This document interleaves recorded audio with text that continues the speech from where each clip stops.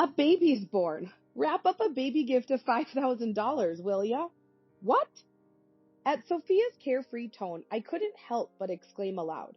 It's been years since I've been in touch with Sophia, after what happened, and yet she wants to be celebrated?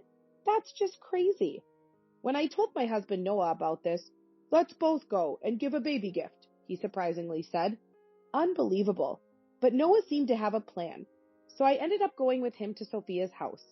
A reunion with Sophia after such a long time, we greeted her with smiles and congratulations. Congratulations on your baby, Sophia. This is our gift for the baby. Noah, smiling, handed her a piece of paper. The moment she saw it, Sophia's face changed.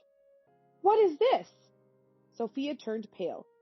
It's nice to see you again, Mrs. Jones. With that, Noah took off his hat and smiled cunningly. Seeing Noah clearly, Sophia's eyes widened in shock. You are... And she began to tremble pitifully. My name is Harper Thomas, just turned 30. My husband is the 35-year-old Noah, and our recently 4-year-old daughter Charlotte. This is our family of 3.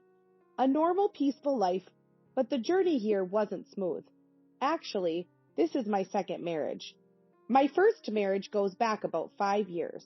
Charlotte is the child of my ex-husband Elijah. Elijah is remarried, just like me. His wife is my younger sister Sophia.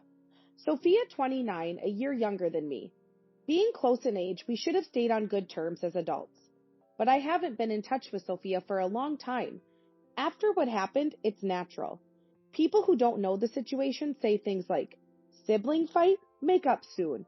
However, what Sophia did to me isn't something easily forgiven. What happened between us sisters? There lies a complex situation.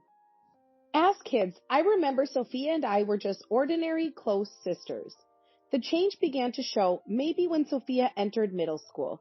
She realized she had a cute face, started getting into fashion, experimenting with clothes and hairstyles, and dieting more. Naturally, her studies started to suffer. Sophia was getting scolded more and more by our parents and teachers. Moreover, my presence probably added pressure on her. Not to toot my own horn, but I was relatively good at academics, maintaining decent grades. Sophia would get upset being compared to me. Of course, I tried to support her. I'd ask our parents not to be too hard on her, and sometimes helped her with her studies. But interest can't be forced. Her grades didn't improve, and Sophia dove deeper into beauty. She started wearing makeup, and by high school, she even appeared in magazines as a model. Sophia's circle of friends had become quite flashy, but she still looked up to me. Big sis, top of the class again. You're so smart. I really admire you. I brag about you to all my friends. She often said things like that warmly. Eventually, I entered a prestigious university. A year later, Sophia went to a beauty school. It was around then that something puzzling happened. I was at a cafe near the station working on an assignment when I heard a familiar voice. It was Sophia and her friends. They mentioned using this cafe sometimes. It was awkward, but they couldn't see my table from where they were, so I stayed put. Soon, one of Sophia's friends said, This is near South University, right? Your sister goes to South University, doesn't she? So smart, wow. Then Sophia said something unbelievable. Yeah, that plain Jane who does nothing but study.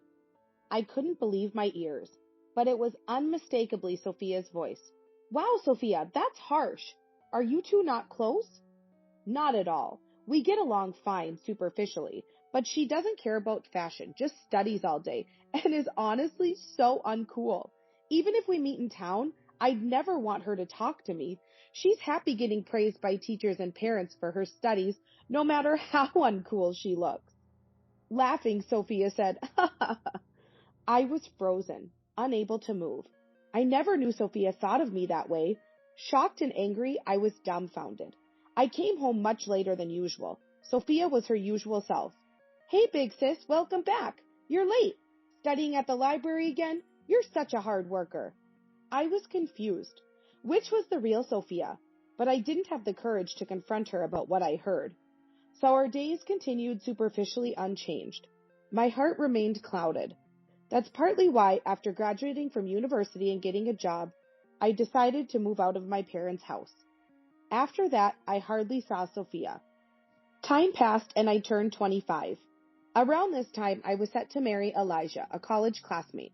We reconnected at an alumni meeting and hit it off. Elijah was an ordinary employee, but his family owned a lot of land in prime urban locations. In other words, he was from a wealthy family. However, that didn't matter to me. I was attracted to Elijah's generous personality. With our wedding approaching, I went back home to introduce Elijah. Of course, Sophia was there. Sophia, now a working adult, had become an esthetician. She must have been really into beauty. Her makeup, style, and fashion were perfect, like a model's. I was nervous at first, but Sophia laughed freely and congratulated us as before. My heart gradually warmed to Sophia again. Maybe back then, Sophia was just a moody teenager. Time has passed and we've both grown up. I convinced myself of that. Soon, Elijah, Sophia, and I, being close in age, became good friends. Sometimes the three of us would hang out together. It would have been tough for Elijah if Sophia and I were still awkward. This is good. After marrying Elijah, I quickly got pregnant. I decided to give birth near my parents' home. So I discussed with my parents and started visiting a hospital nearby. It was a busy time. I had severe morning sickness and had to be hospitalized for a while. My parents visited, but I rarely saw Elijah or Sophia. But I was too ill to worry about that. I didn't have the luxury to worry about others. Looking back, I wish I had paid more attention. Maybe then I would have noticed. And then I went into labor. A healthy baby girl was born. Her name is Charlotte. But my health took a while to recover, so I stayed at my parents' home for some time. Elijah, busy with work, didn't visit, only sending messages and calling. Eventually, my health improved bit by bit. Finally, I could return to Elijah's home. What would Elijah say when he saw the baby? Thinking lightheartedly, I opened the door. Elijah, I'm home. No answer. As I opened the living room door, a shocking scene unfolded. Elijah and Sophia, half-dressed, intimate, like lovers. What? I was speechless. Elijah hurriedly got dressed. In contrast, Sophia was oddly calm. What the heck is going on? Harper, this is a misunderstanding. Welcome back, big sis, Sophia said, smiling. Not welcome back. Explain this. What? Isn't it obvious? We're in a relationship like this, Sophia nonchalantly said, wrapping her arm around Elijah's. My head was pounding. What was Sophia talking about? Resigned, Elijah apologized. I'm sorry. What's that? I can't believe this. It's unbelievable, both of you. Even with me and Charlotte here, it's just wrong. Confused, I rushed out of the house. But where could I go? Reluctantly, I took Charlotte and went back to my parents' house. As I explained the situation to my parents, my mobile phone rang. It was Elijah.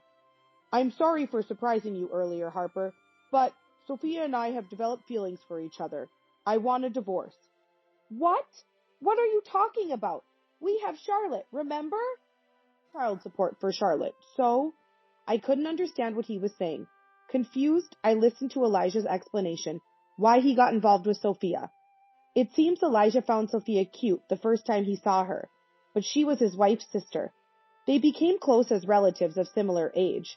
Then I was hospitalized for morning sickness. During that time, Elijah and Sophia grew closer. Sophia had tearfully confessed that I had always been mean to her since we were kids. Big Sis always called me stupid. I never said such terrible things. It was clearly a lie by Sophia, but Elijah believed her story. His own complexes played a part in this. Elijah, coming from a wealthy family, had entered university through a large donation. In other words, it was an unfair admission. He hadn't gotten into the prestigious university on his merit. These complex feelings made him feel inferior to me, who entered through general admission. This background led Elijah to empathize with Sophia. He believed her story and became disappointed in me. You're smart and responsible, sure, but that doesn't mean you should belittle Sophia. I'm disappointed in you. Marrying such a mean-spirited woman was a mistake. What are you talking about? That's a lie by Sophia. Don't believe it. No, I'm not being fooled. I'll sign the divorce papers and send them to you. Wait a minute. Listen to me. My cries were in vain as the call ended. Unbelievable. He believed such lies.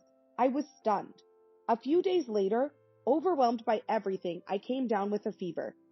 My parents, knowing everything, comforted me and took care of Charlotte. How pathetic. I need to recover quickly and sort out this mess. While I was thinking this, the entrance door opened. I thought it was someone else, but it was Sophia. Oh, big sis, you're here at home, Sophia said nonchalantly as she returned. I couldn't suppress the trembling anger. What are you talking about? What do you mean, Sophia? Lying and deceiving Elijah, I shouted. My parents heard the commotion and rushed over to stop us.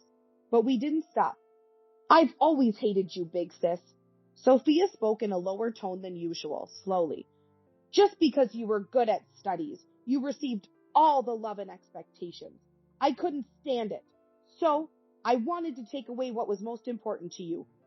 The house fell silent at Sophia's confession. I couldn't believe Sophia had such thoughts. Anyway, focusing on beauty paid off. Elijah is just a typical man. Fell for it easily. Sophia spoke with a smile. I was speechless. So the Sophia in that cafe was her true self. What had I been seeing all this time?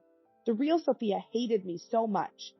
I had only seen the convenient illusion of a doting Sophia. Stunned, I watched as Sophia casually gathered her things to leave. Elijah's house is so plain and tacky.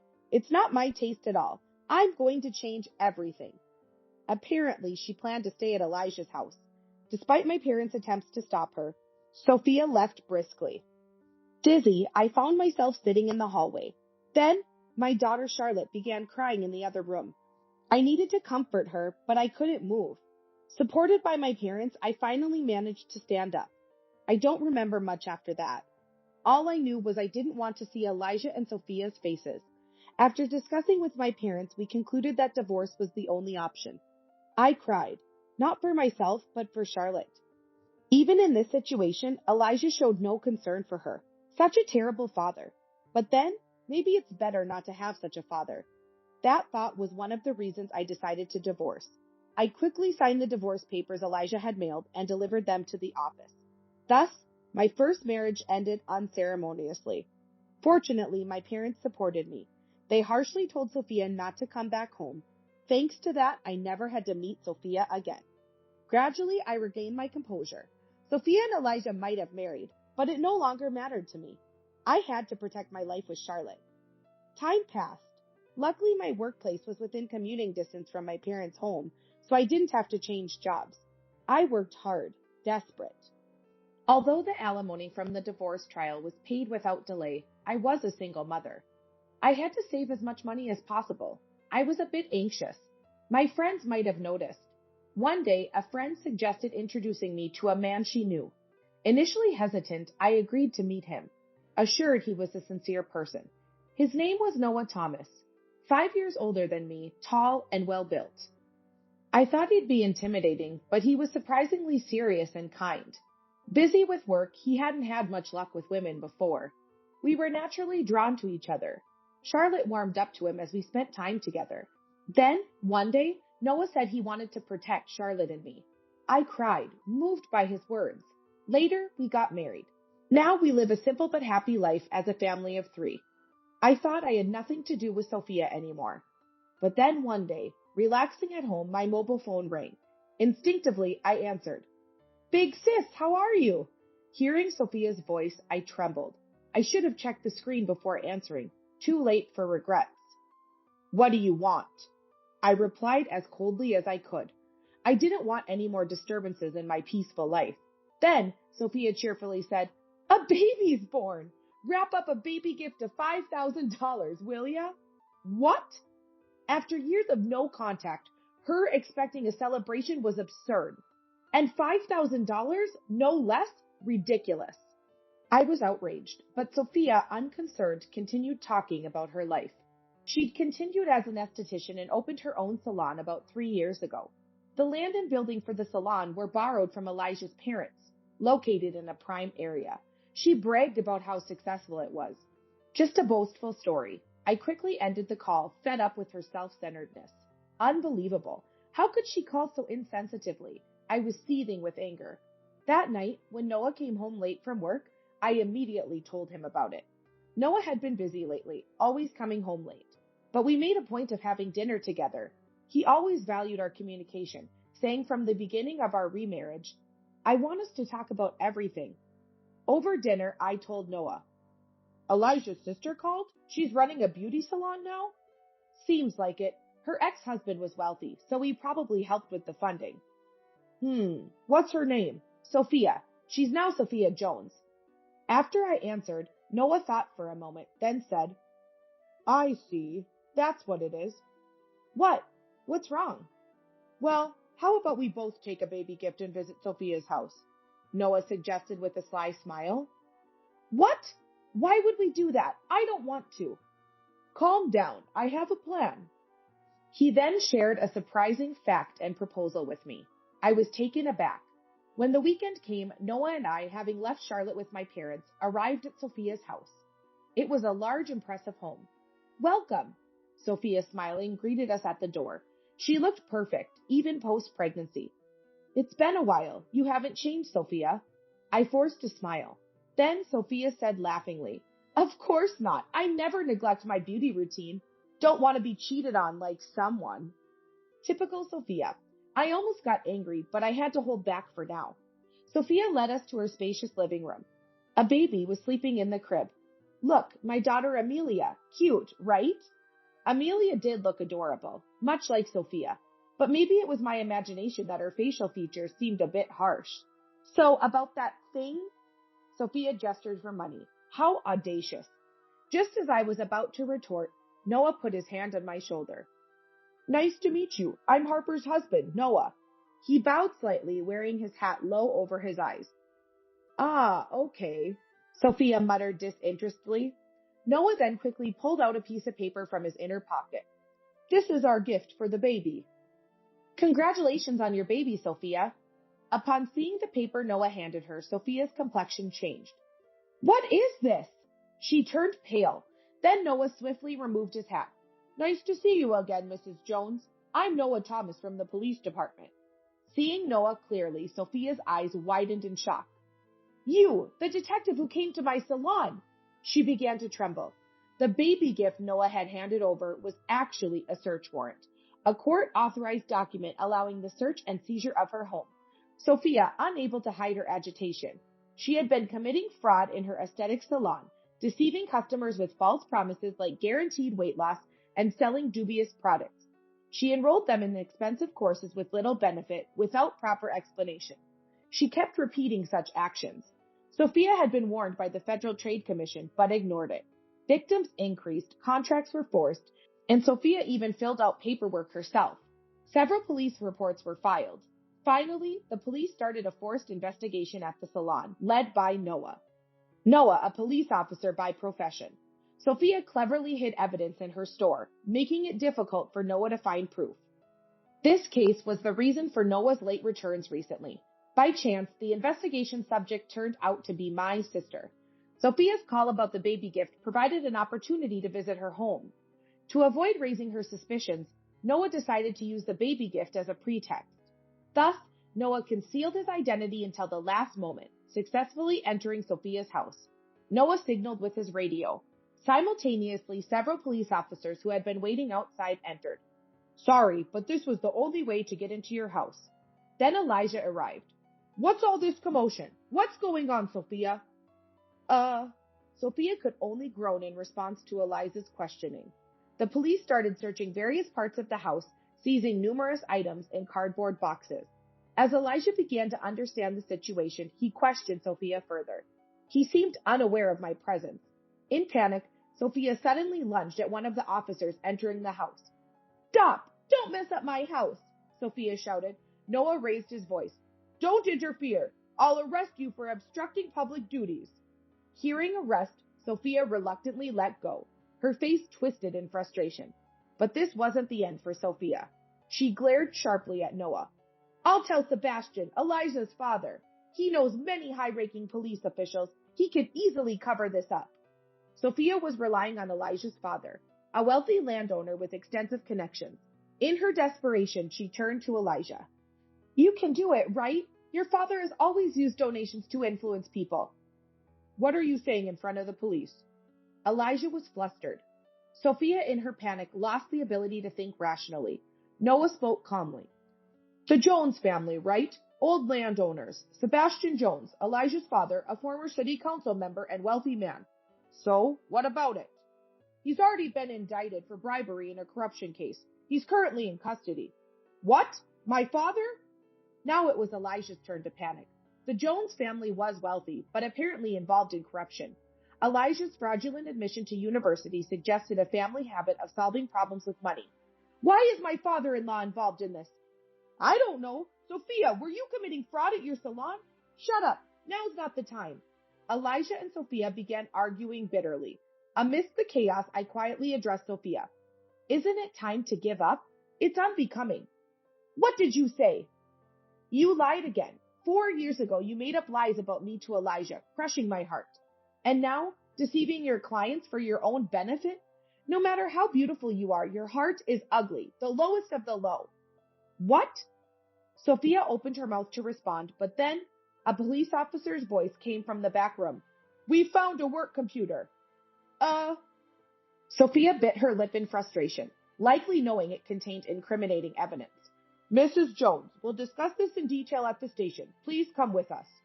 Sophia slumped in defeat, her face a picture of despair. It seemed she no longer had the energy to resist. Initially, Sophia denied the fraud charges at the station, but analysis of her computer's data uncovered evidence. She was arrested for fraud, extortion, and forgery. Her aesthetic salon, opened 3 years ago, was apparently in the red from the start. Her aggressive product promotions were desperate attempts to secure sales, but she didn't want anyone to know about her worsening financial situation. Pride had driven her to claim her business was thriving. Her sudden demand for a $5,000 baby gift must have been employed to cover her shop's losses. Dozens of customers had filed complaints against Sophia. The salon, facing hefty damages, went further into debt and closed down, leading to bankruptcy. Elijah and his family, who had invested capital, were furious. Understandably, Sophia was divorced. But Elijah's family wasn't spared either. His father, Sebastian Jones, was arrested for bribery. Their family had to liquidate all their properties to cover debt. Elijah, who had worked for his father's real estate agency, found himself ousted when other executives took control following his father's arrest. He later found work at an unrelated company, but he struggled, being overworked and underpaid. In such a state, he couldn't possibly take care of a child. Amelia, their daughter, was temporarily placed in children's foster care. Poor Amelia's birth into such a family seemed nothing but misfortune. Amidst these tumultuous days, I had been pondering something. Months later, I attended Sophia's trial to ensure she showed remorse. It felt like my final duty as her sister, but reality was harsh. In court, Sophia kept insisting, I'm not at fault, denying all fraud charges despite clear evidence. I only helped because the client said they wanted to lose weight, to be beautiful, she argued. Dark circles under her eyes, her appearance had turned frightful. Her hair was disheveled, her once cared-for beauty was gone. Her life choices were evidently reflected in her face. Sophia's state was pitiful. Reflecting on everything, I realized it all started with her jealousy towards me. But I never mistreated her. Our parents, initially upset with Sophia's lack of interest in studies, had stopped scolding her. Sophia had developed her complexes and twisted perceptions on her own. Afterward, Sophia began to lie blatantly. It continued until the lies became her truth. Now Sophia is just averting her eyes from reality. She concocts twisted facts and doesn't believe she's at fault. This is the result of her delusions. Poor Sophia. Eventually, the verdict was given. Due to the severity of her actions, she received no probation and was sentenced to 3 years in prison. It was expected. Yet, I couldn't help but wish for her to wake up to reality. I hope she considers the pain her lies caused others, even just a little. In prison, I hope she takes a hard look at herself. Months later, on a certain holiday, Charlotte, Noah, and I were at the park. We spread a leisure sheet on the grass, enjoying a light picnic. I want to eat the tuna sandwich first, Charlotte exclaimed. Hey, Charlotte, save some for Dad, Noah replied, and she laughed joyfully. We were back to our happy life. It reminded me of my own peaceful family upbringing. One thing is clear from this ordeal. I'm not perfect. I felt envy too. But rather than harming others with petty jealousy, I want to cherish empathy and focus on the small joys of daily life. That way, I won't be consumed by dark emotions. Charlotte and Noah happily ate their sandwiches. I quietly wish for these tranquil days to last forever. Sorry, honey, I've taken a wonderful fiancé. Are you upset that I'm happy? Jealous. Haha. Why do those people who can only look down on others end up with such hideous faces? As if her once cute face was a lie, my sister's face in front of me looked distorted. She looks down on not just me, but my husband as well. My anger reached a peak and exceeded the limits of my patience. My name is Amy. I'm 27 and I work at a printing company. Though it's a printing company, I'm not operating heavy machinery. I'm in the design department. We design flyers and catalogs for various businesses, creating designs based on our clients' needs. Even though the demand for printed materials has decreased due to digitalization, designing is still a busy and rewarding job. I'm thankful that I have clients who request my services. When I get compliments like, "The flyer for the Christmas event was adorable and very well received," it genuinely makes me happy. This job could be called my life's work. I might stay single and focused on work for my whole life. One day, I was thinking about that. My father was hospitalized with appendicitis. The young doctor who greeted me with, "Hello, are you here to visit someone today?" When I went to see my father, that was David, who is now my boyfriend and recently became my fiancé. You never know where or when you'll encounter someone that can change your life. Even though I say nothing's more important than a job, I buy marriage information magazines as soon as the topic of marriage comes up. I guess I'm more excited about this than I thought. I flipped through magazines while having tea in the living room of the house. That's when it happened. A sudden snatch. My magazine was taken. Hey! What's this? A bridal magazine? Why are you looking at something like this? It's none of your business, Sarah. The person who abruptly took the magazine from me was my younger sister by 2 years, Sarah. You're thinking about marriage? You should look at yourself first. You should know your place. You're thinking about marriage when you don't even have a boyfriend. In contrast, I've never been without a boyfriend. Speaking of which, my current boyfriend is... And so, my sister began boasting about her boyfriend, without anyone asking. My sister has always been like this. Unlike my plain face, she's very cute. She's always been popular. Everyone around her spoils her. Besides our parents and me, everyone around my sister has always agreed with whatever she said. As a result, she began to think of herself as the center of the world. My younger sister, who grew up arrogant, began to look down on me at some point. "Don't come near me. I don't want your face reflecting off mine. Even if you study with that brain, you won't get good grades. Why don't you stop trying?" I got another confession from a guy. It's so tough being this popular. I'm sure you feel jealous. She would just go on and on like that. Even when our parents scolded her strictly, it was too late. Her personality remained the same, and her verbal abuse towards me never ceased. Growing up like that, my younger sister now calls me, "You bitch." Fed up with my sister's boasting about her boyfriends, I sighed and finally spoke up. "I do have a boyfriend. In fact, we're engaged. I'm looking at these bridal magazines because we're getting married soon." Upon hearing that, my sister stopped dead in her tracks. If she thinks she's seen it seriously, she'll see a grin and a sarcastic smile. "Oh, really?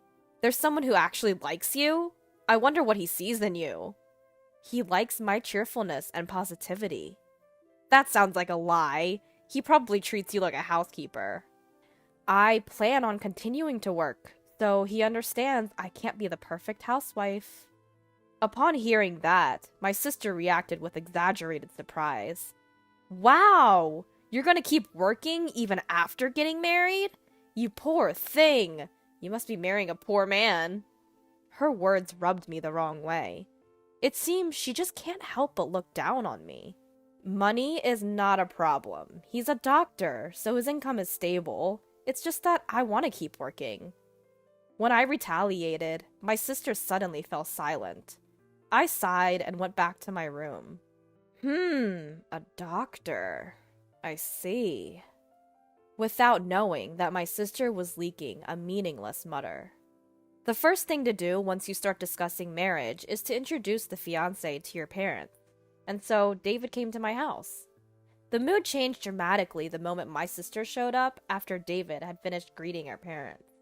Oh, so this is your fiancé? He's quite handsome. Sarah, I thought you were going out. If my sister's fiancé is coming over, of course I'd cancel my plans. I had been relieved that my sister was not around, even if it was just by chance. I had a bad feeling about it. In the past, when we were still students, my sister stole my boyfriends, multiple times. Once we became adults, I stopped having boyfriends, and since my sister kept having new ones one after another, such incidents no longer occurred. My little sister's return made me feel uneasy, but as expected, my little sister has become an adult. I'd like to believe she wouldn't steal my fiancé. My sister acting all chummy with my fiancé. David, my fiancé, blushing. Perhaps only in my imagination. My worst fear. Can we pretend this whole marriage thing didn't happen? I've decided to break up with you and start dating Sarah. Came true. Right on target. I never thought that even if I got old, my sister would steal my boyfriend. Sorry, I stole your fiancé. But it couldn't be helped after all. David found me cuter and more charming. He proposed so passionately. Oh, it's a sin to be cute. My sister, who was not apologizing at all, and was arrogantly looking down on me. Next to her, David, who was my former fiancé, also said while laughing, "Really? I had no idea you had such a cute sister. If I knew, I wouldn't have engaged with you. It's good that we broke up before the marriage." The moment I saw his distorted smile, all my feelings for him vanished without a trace. All that was left was a feeling of disgust. I'm also glad I didn't marry you. A man who can go to another woman so easily. I'll gift him to you, with my best regards. Sounds like you were sorely defeated. Exactly. You're not cute till the end. I wasn't being a sore loser. I genuinely felt this way. Apparently, the two of them in their fantasy world didn't get it. Interacting with you guys is a waste of time. Goodbye. She's such a sore loser. We're the ones who were wasting time. We're never gonna meet again. Bye. Until the end, they looked down on me and left. After that, we never met because our furious parents banned them, but I only heard that they got married. But it doesn't matter anymore. 3 years have passed since I separated from my sister and her husband, and I, now 30, am still working hard as ever. During this time, one of my clients liked my work and started requesting for me repeatedly. His name was Charles. As I talked to Charles through work, somehow he asked me out for dinner. Next, he asked me out for a date. During one of our dates, he proposed to me. To be honest, I was very happy. Charles is a very sincere person. I thought he wouldn't do anything like my ex. But, apparently, the incident with my sister had left quite a trauma in me. No way, but I couldn't help but wonder. That's why I told him honestly, about my sister, about my ex-fiancé. I showed him my sister's photo, gouging his reaction. But his expression didn't change when he saw my sister's picture. He looked away indifferently from the photo and gave me a gentle smile. I hate to say this, but I used to be pretty popular. I've met more cute and beautiful women than your sister. But for some reason, I didn't fall in love at all. I thought I'd be single for the rest of my life without dating anyone. But I was wrong. What do you mean? I think I have a good eye for people because of my job. No matter how beautiful or well-dressed a person is, they can't beat inner beauty. That's when I realized when I met you, Amy. What do you mean? I thought you shone very brightly. Eh? When we were talking about work, I thought that Amy was so bright and beautiful. You smiled happily. I could tell that you were really enjoying your time with me. I could really feel that you were really enjoying life. I thought you were dazzlingly beautiful. What? What? Hold on. This is super embarrassing. Despite my flustered reaction, Charles continued. Amy, you are beautiful. More beautiful and charming than anyone else. I have never met a woman as wonderful as you. I would like us to date with the intention of marriage. Truly, I really think of you as— Stop! No more. It's too embarrassing. I was blushing hard, but Charles's words didn't stop. He continued to compliment me, even after I accepted to date him. Gosh, it's too embarrassing. Charles and I got married, and we happily became a couple. Our married life has been smooth, and I feel like we've grown even closer than we were before the wedding. We share the household chores, doing them whenever we can. Since my husband lived alone for a long time, he might even be better at household chores than me. His cooking is the best, especially when I'm tired. On our days off, we often go out together. One such day off, we went to look at furniture as Charles had mentioned wanting to see some. And it was then that I ran into the devil from my nightmares. Oh my, I thought I spotted a plain-looking woman, but it's you. I heard a voice behind me as I was looking at the bedding section. I didn't have to look to know who it was. Even though 4 years had passed since we last saw each other, she was unforgettable. Sarah! It was my younger sister. Next to her was my ex-fiancé, David. Sarah's face seemed to have hardened since the last time I saw her. Whether it's because of her age or her personality becoming more pronounced, I couldn't tell. David, standing beside her, was also smirking, but he seemed to have lost weight. What brings you here? Nothing much, just looking at furniture. This place has a lot of expensive imported stuff. It's not really for people like you. Her condescending attitude was as annoying as ever. David nodded in agreement. Yeah, exactly. If someone like you comes here, it'll bring down the reputation of the shop. We don't want to be mistaken for being poor. You better leave. I was annoyed by the clattering words, but it's a waste of time to deal with them, so I chose to remain silent. However, my attitude seemed to displease them, and the voices of my sister and her husband grew louder and louder. Ugh, this is terrible! A luxury store is ruined like this. Why does such a poor person even come in here? They surely can't afford anything. Yeah, the poor should just leave. As this went on, other customers and the store staff started to glance at us curiously. Exasperated, I grabbed my husband's hand, intending to leave, but he didn't move. At that moment, my sister and her husband finally noticed my husband. Hey, who are you to her? I'm Amy's husband. My sister's eyes widened in surprise. What? You married this plain girl? Really? You're brave. Did you need a maid? That's hilarious. I help with the household chores. It's normal since we both work. Oh, both working. Poor thing. You're so poor that your wife has to work too? How pitiful. Unlike you, I'm living comfortably as a stay-at-home wife. We dine out more than half the week. Since we have money, we hire housekeeping services.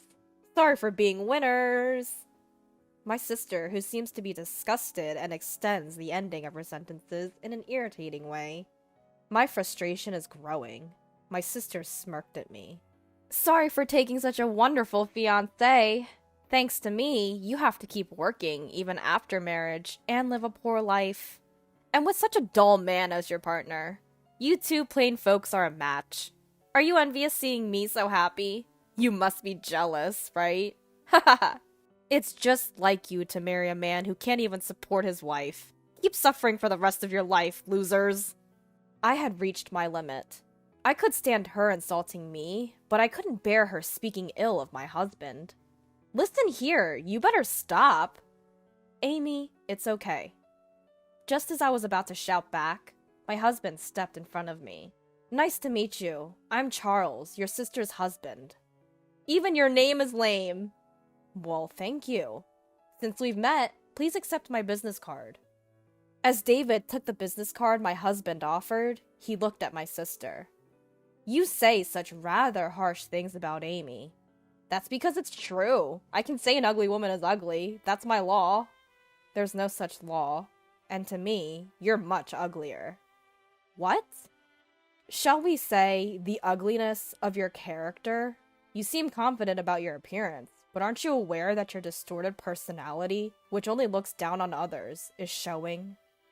Despite his polite manner of speaking, his words were sharp. My sister's face gradually turned bright red. Don't joke with me. What's ugly about me? Everything. A beautiful person wouldn't be jealous of their sister and steal her fiancé. Huh? When have I ever been jealous of my sister? People tend to get close to and want to surpass those they admire. Isn't Amy such an existence for you? No, there's no way that's true. I was surprised. It was not just my husband's words, but also the way my sister reacted to them. I had never thought about it in that way. She always looked down on me. However, seeing her shaken, I started to wonder. One should simply ignore those who don't matter, those who are irrelevant. No matter who you bring along, she won't try to take him from you. After all, she didn't find him herself. Taking someone else's man implies jealousy, the resentment of someone else getting something that she couldn't have, no matter how hard she tried. So, I'm not jealous? Do you want to reassure yourself of your superiority by taking away? So, you're lacking self-confidence. A confident person wouldn't do such a thing and could live with their heads held high. No, that's not... My sister desperately tried to refute my husband's words, but her voice steadily weakened. Hey, you son of a bitch! David suddenly broke the silence, raising his voice. With a pale face, he kept switching his gaze between the business card and my husband, shaking my sister's shoulders. What on earth? What's going on? This name! I thought I'd seen it before, so I looked it up. And when I did... Huh? Charles Taylor? So what about it? It's the name of the hospital where I work. Huh? A hospital? Let's see. It's Taylor Medical Association. Wait. He's Dr. Taylor's son, the director and the head of the hospital. What? Are you sure? It's such a common last name. It could be someone else, right? I've seen him at the hospital with the director a few times. I'm sure it's him. I didn't recognize him because I only saw him from a distance. I knew I'd seen him somewhere. If he's the son, he must be a doctor, right? But the company name on this card. The company name. Oh! Not every son of a doctor has to be a doctor. And this company. It's a super famous pharmaceutical company. I heard the founder was elderly, and it's been handed over to his grandson. That would be me. It was my husband who lowered his head to the two people who were in upset. What? What did you just say? I'm... Seeing my sister unable to articulate her thoughts and David about to sit up, my husband quietly announced to the two of them, who had turned pale. I met my wife through my previous job before I took over my grandfather's business. I had heard about your story from her. It's far worse than I imagined. My husband shifted his gaze from my flustered sister to David. A job that helps people requires empathy, yet you look down and mock people instead. Who would want to be saved by such a doctor?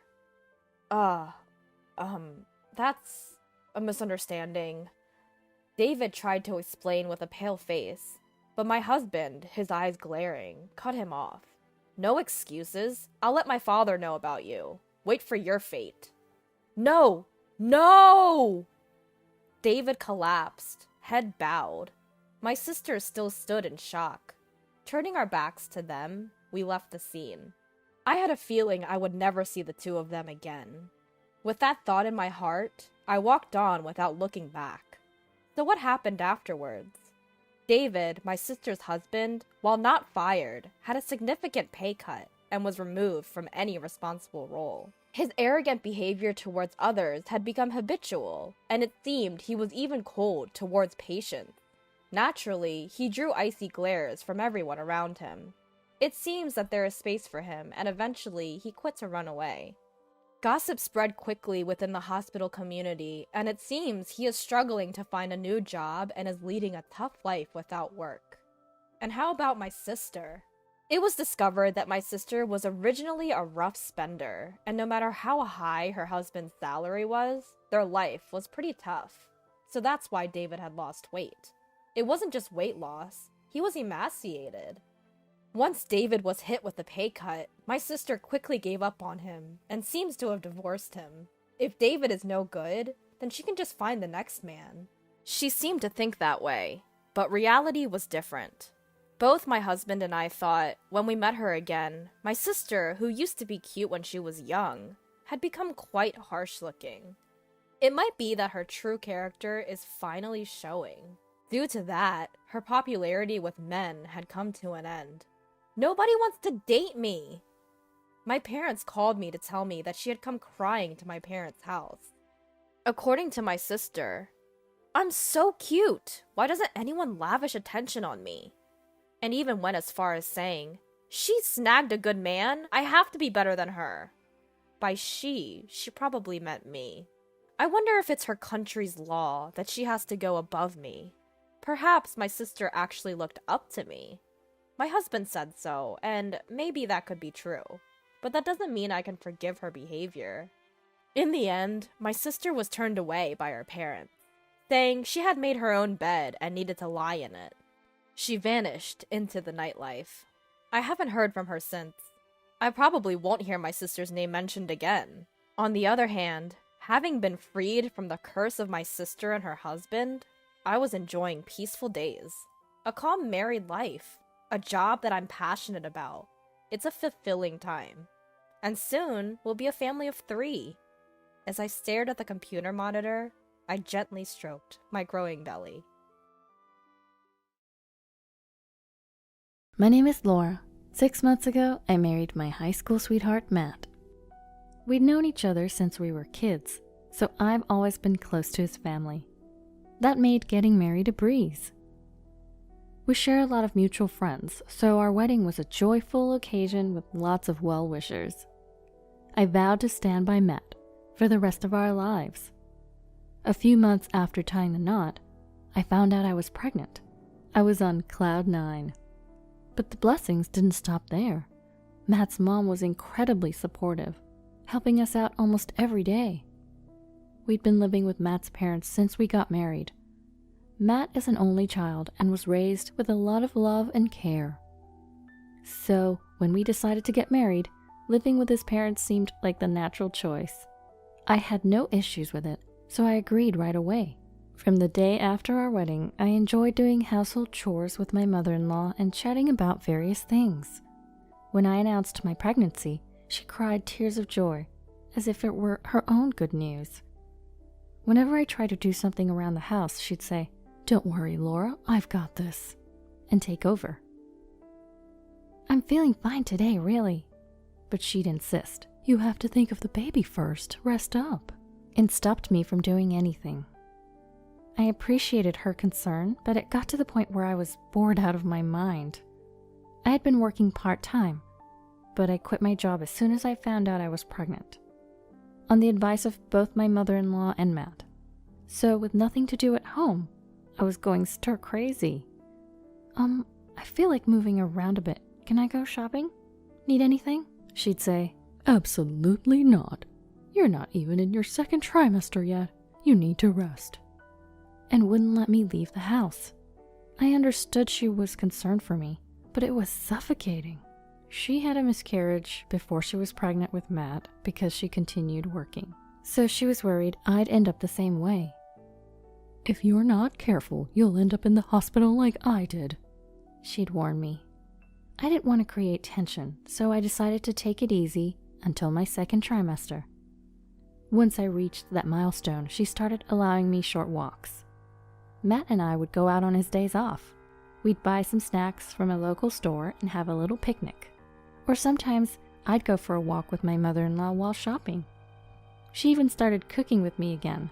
I realized she was just concerned for me during the early stages of my pregnancy. Then, at 38 weeks, my water broke while I was climbing the stairs at home. Matt and my father-in-law were at work, so my mother-in-law drove me to the hospital. Matt had already coordinated everything with the hospital, so by the time Brian was born, he was right there with us.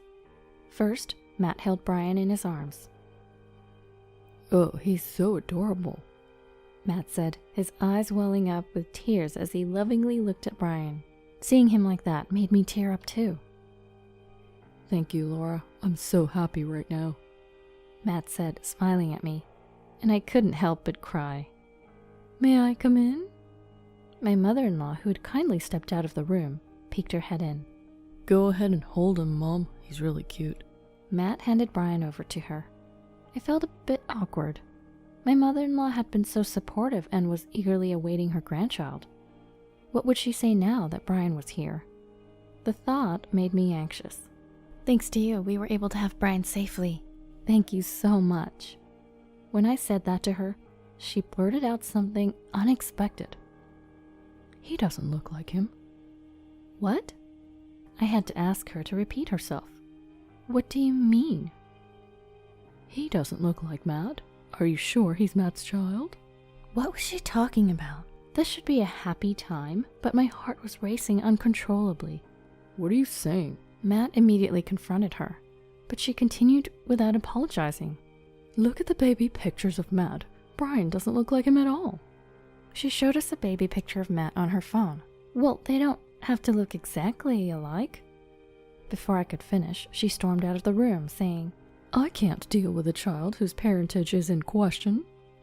"Hey, Mom." Matt followed her out, leaving me alone. I looked at Brian's face and started to cry. He looked so much like Matt, especially around the eyes and ears. Matt never returned to the room, only texting me, saying he was going home with his mom. I couldn't believe his behavior, but I was too exhausted to confront him. A few days later, on the day of my discharge, Matt came to pick me up, but seemed down. "What's wrong? We get to live together starting today," I said, but he didn't look happy. "Mom's still upset. Try not to provoke her." I just gave birth and am mentally and physically exhausted. Why do I have to be considerate of her on the day I'm discharged? I didn't say anything to Matt, and the ride home was silent. The tension didn't ease up even after we got home. In fact, as soon as I got home, my mother-in-law said to me, "Oh, you're back?" I was treated with such sarcasm. My father-in-law avoided eye contact, and my mother-in-law made snide remarks. "I've told you many times this child is Matt's. His name is Brian. Won't you please love him?" But she ignored me completely. "Say something, Matt," I cried to Matt, but he coldly said, "Well, it's true. He doesn't look like me." At that moment, my tears stopped. Matt, who should have been on my side, had abandoned me. Looking back, Matt should have stood up to his mother that day. But in the end, he sided with her. I felt empty and gave up on the idea of my mother-in-law ever loving Brian. Matt wasn't helping with childcare either, and my stress kept piling up. "Can you feed him formula while I take a shower?" When I asked, Matt said, "I've been working all day. Why should I lose sleep over a child who might not even be mine?" I can't believe this. Never mind. I fed Brian the formula myself and took a quick shower as soon as he fell asleep. That was my life. If it had only been my mother-in-law, I would have gotten a DNA test to prove her wrong. But even Matt didn't believe Brian was his. That hurt more than anything. My parents had moved to the countryside, so I couldn't rely on them. My parents, who originally wanted to live in a place rich in nature, moved away soon after I got married, so I couldn't rely on them right away. They had been so happy about my marriage and trusted Matt. They loved Matt as if he was their own child. That's why I couldn't tell them what was happening. After months of this, my mother-in-law, who had been ignoring me, finally spoke. "Laura, can you bring the baby to the living room?" "All right." My mother-in-law had been ignoring me and not paying any attention to Brian. I thought she was going to apologize. However, my expectations were quickly dashed. When I got to the living room, both she and Matt were sitting there. Could you please leave with that child? What? I was stunned and couldn't find the words. She looked at Brian and said, He still doesn't look like him. I've had enough. Matt said nothing.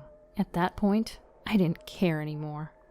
Fine, if that's how you feel, I'll pack my things and leave, I said, signing the divorce papers and started packing.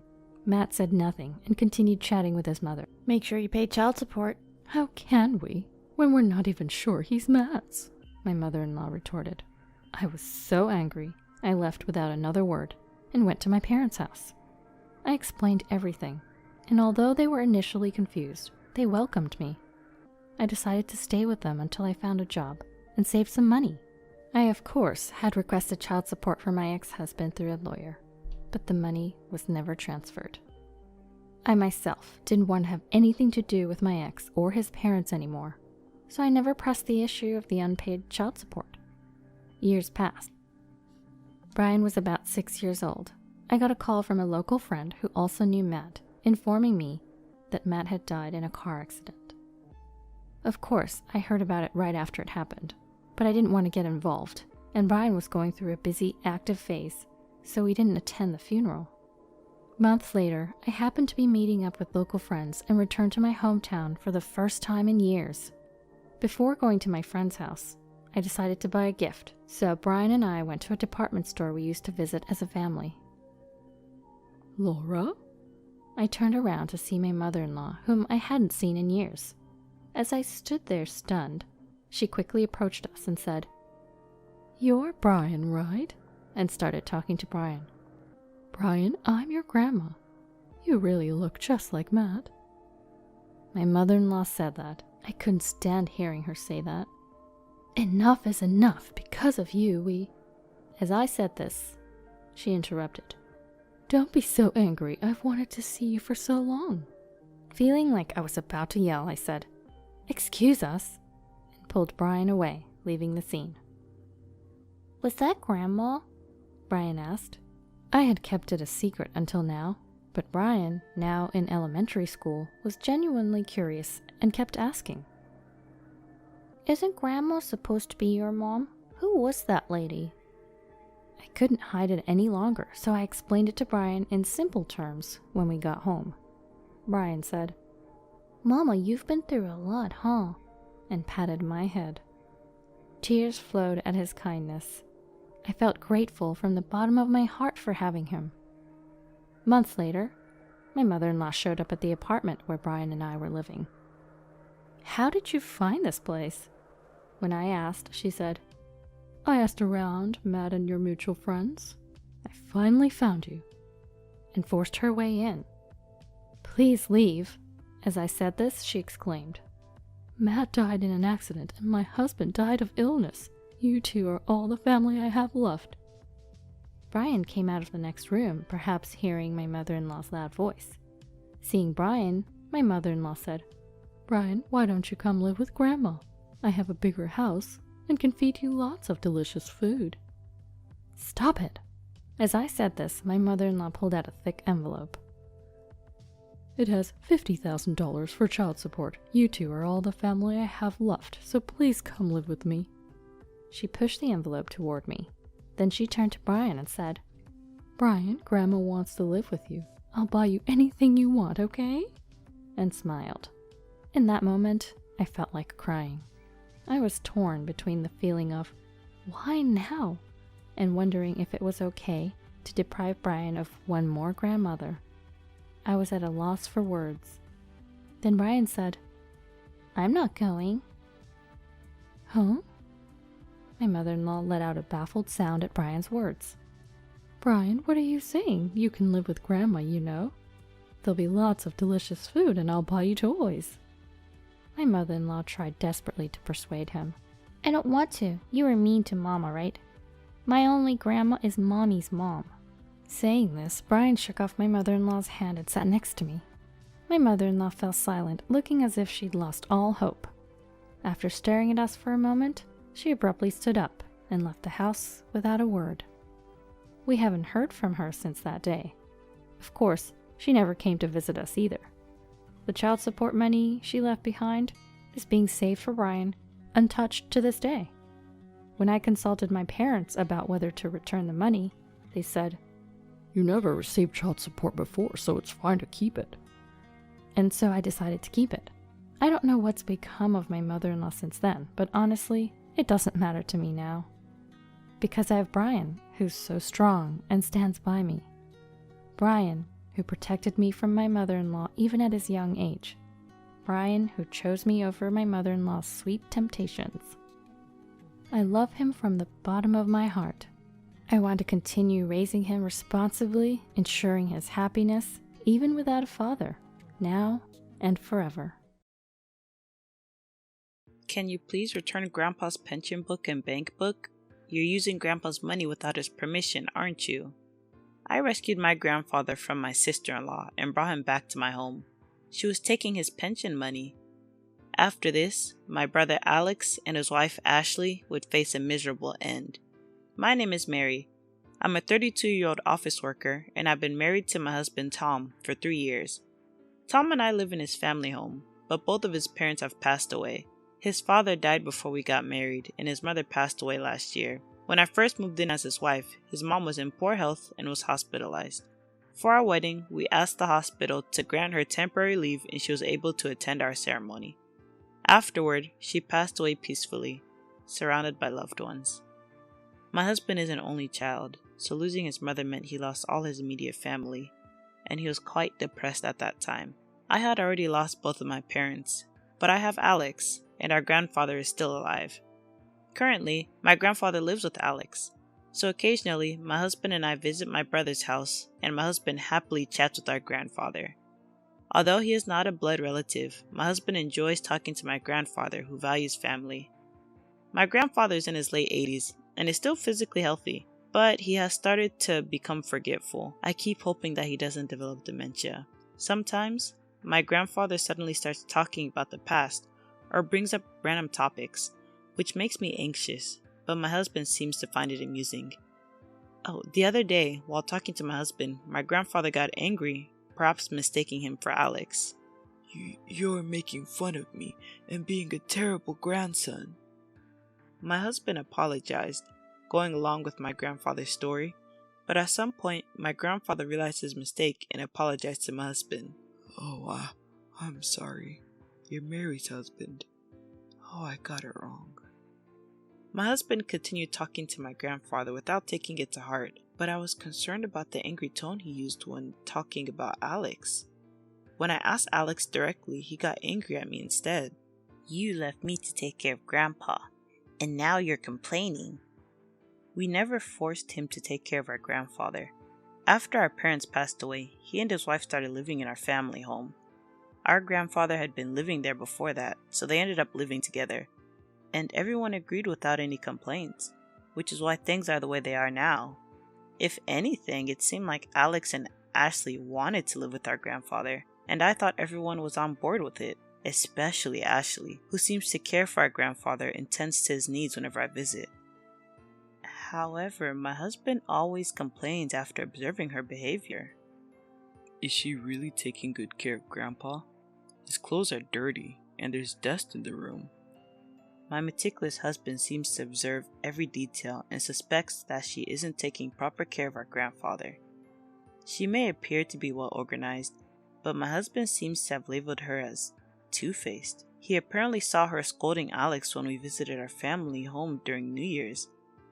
Make sure you tell them not to come during New Year's so we can finally have some peace and quiet. She used a harsh tone when she scolded him. A tone that I couldn't imagine coming from her usually gentle expression. Actually, I had noticed her two-faced nature before. Yeah, last winter, when my grandfather caught a cold and was hospitalized for a week, I went to visit him in his hospital room. Since the curtain was closed, Ashley didn't realize I was there and started talking. I wish he would just pass away already. When she opened the curtain and saw me, she was so surprised that she jumped. She suddenly switched her tone to a sweet one and tried to change the subject, but I definitely heard her say that. However, we try to give them the benefit of the doubt, so when we visit my grandfather, We don't say anything bad about them. Since it's a small house, there's a high chance that they would overhear if my grandfather told us the truth. As I worried about my grandfather, my husband suggested an idea.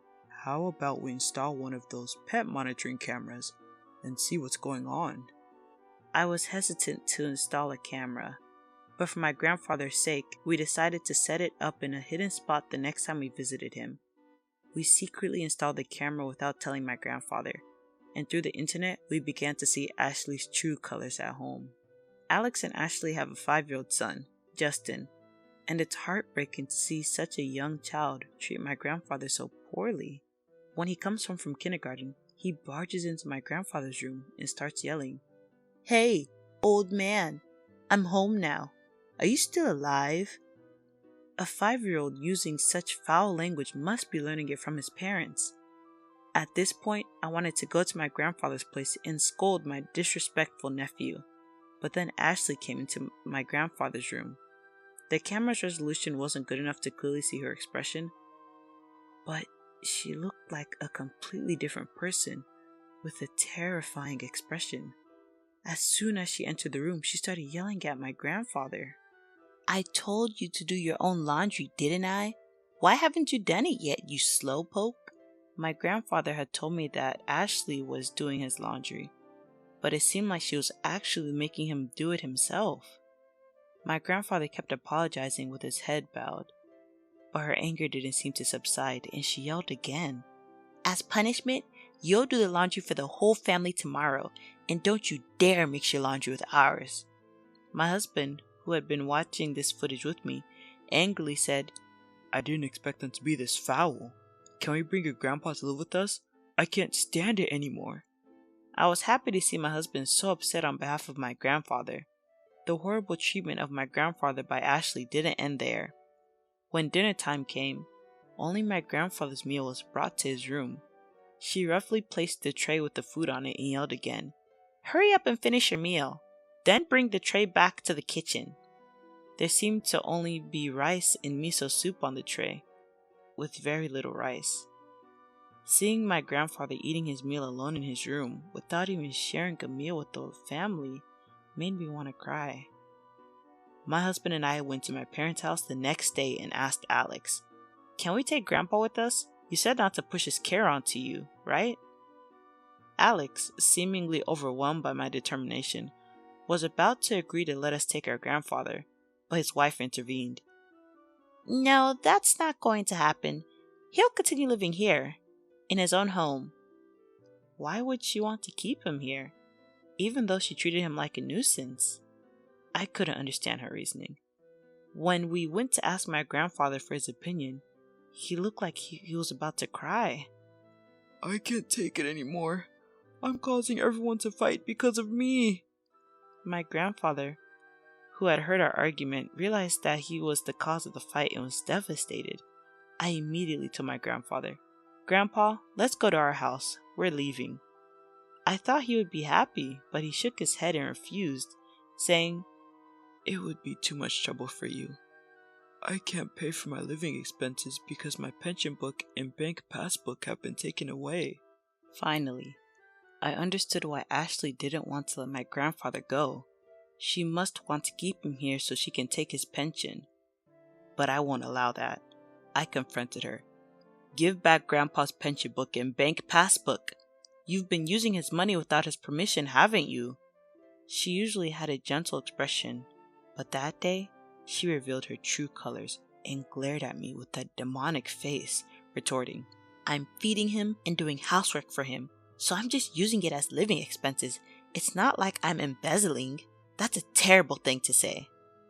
My husband showed her the secretly recorded video of my grandfather's room on his smartphone and began to speak. It's despicable that you've been doing such horrible things to him. If we show this video to the city office or the police, you'll be in serious trouble. Ashley suddenly became submissive, apparently affected by my husband's threat. Alex, who had been under Ashley's control until now, could not object since the video had been recorded, and he allowed us to take my grandfather home. Annoyed that she could no longer take my grandfather's pension, Ashley made a sarcastic comment as we packed up his belongings. "Poor Grandpa. Now he'll have his pension taken by Mary. Until now, you admit that you're using Grandpa's pension, right? If that's true, I want you to return that money to Grandpa. I couldn't help but retort since she had admitted to taking Grandpa's pension for herself. Ashley, thinking she had failed, left without saying anything. My image-conscious brother begged my husband multiple times to delete the video. I plan on deleting the video anyway because it would affect Grandpa's reputation.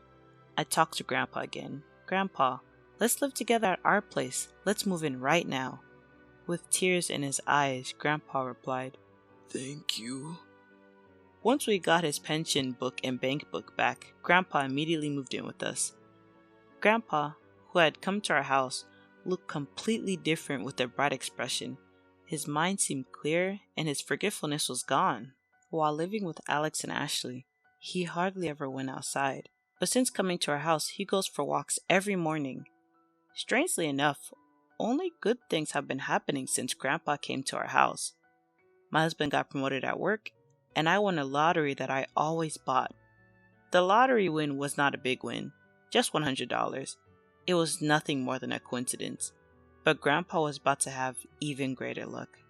Grandpa's brother, Patrick, who had been out of touch for more than 50 years, passed away, and Grandpa was to inherit his vast fortune.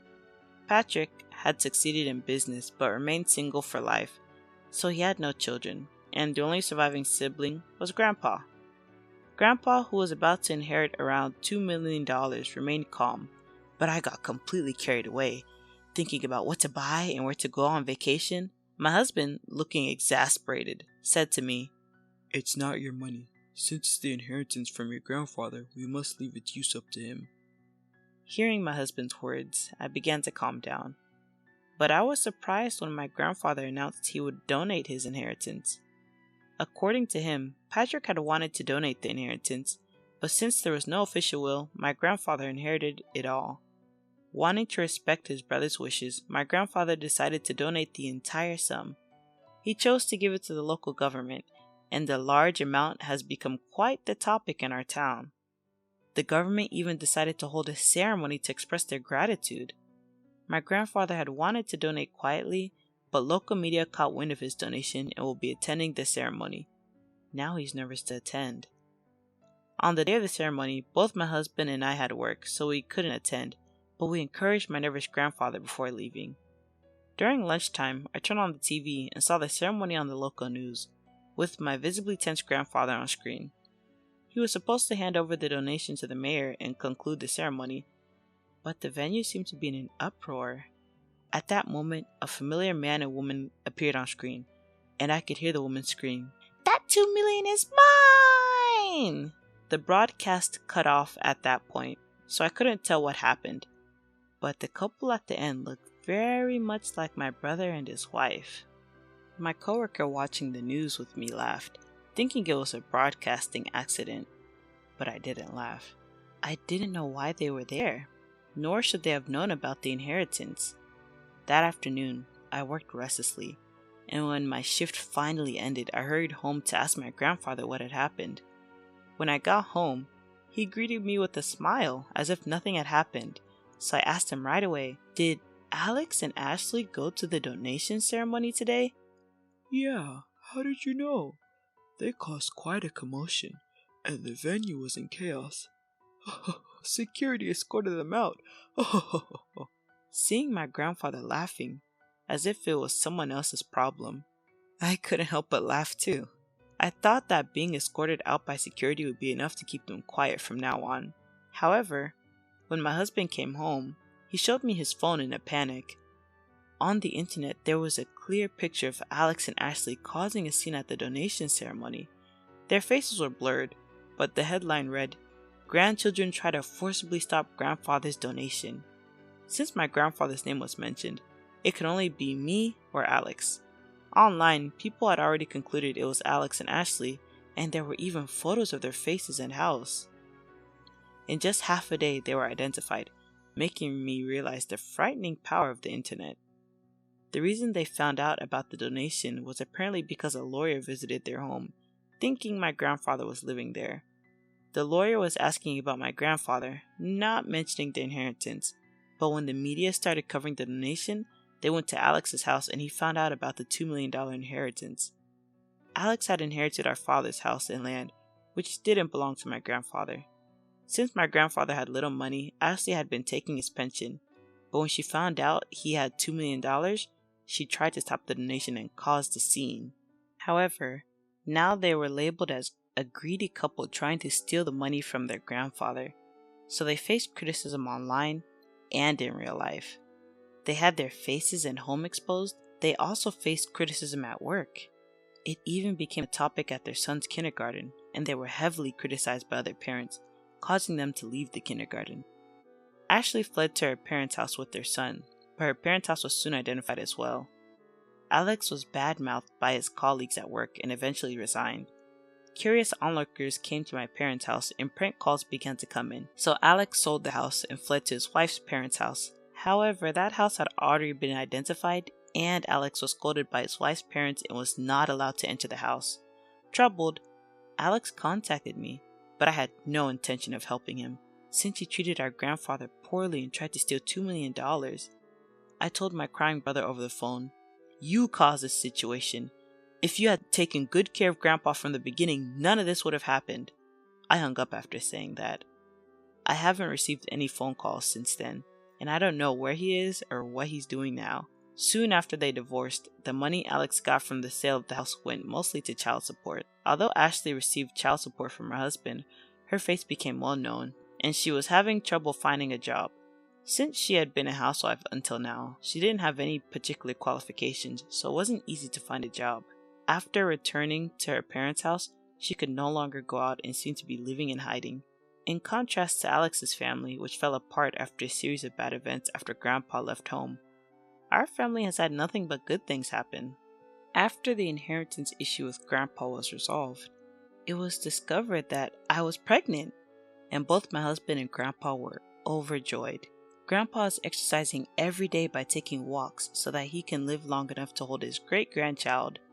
My husband joked that ever since Grandpa came to our house, good things have been happening. They say that when a good luck charm enters a house, good things happen to that house. In our case, it might be Grandpa.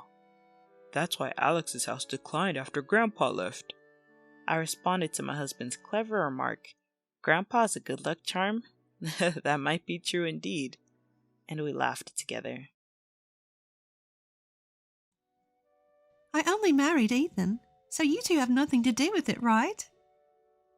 Emily, my son's fiancée, said with a smile, looking at Mike and me. You two are strangers to me, so I won't be living with you or taking care of you. I was shocked by her blunt words. As she spoke, Emily's parents stood by, nodding as if to agree completely. Emily is our precious daughter, and we've raised her with care. We can't allow her to take care of someone else's family, Emily's mother said in a sharp-tongued tone. Though I was taken aback, I answered politely, "I understand." Mike and I hadn't thought for a second that we need Emily to take care of us. Yet I thought there was no need for her to say it that way. Moreover, who repeats strangers during a family introduction? I felt a little uneasy, but what Emily's true character revealed at that moment was just the beginning. My name is Michelle, and I'm 71 years old this year. My family includes my husband Mike, who is a year older at 72, and my son Ethan, who turns 42 this year. Ethan, perhaps because he's an only child, has a gentle and relaxed personality. After graduating from science graduate school, he works in research at a major manufacturer. After getting a job, he started living alone comfortably in a condominium near his company. Judging by the rather upscale condominium, it seems he's earning a decent salary. I'm not worried about that, but as a parent, I also hope he finds someone nice to settle down with. Of course, it's Ethan's choice, and I can't force him. That's when it happened.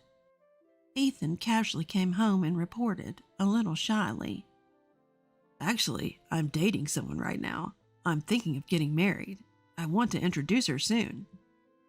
Mike and I were surprised, as he had never shown any interest in women before. Sure enough, I must admit that I felt relieved. "Well, isn't that wonderful?" I said.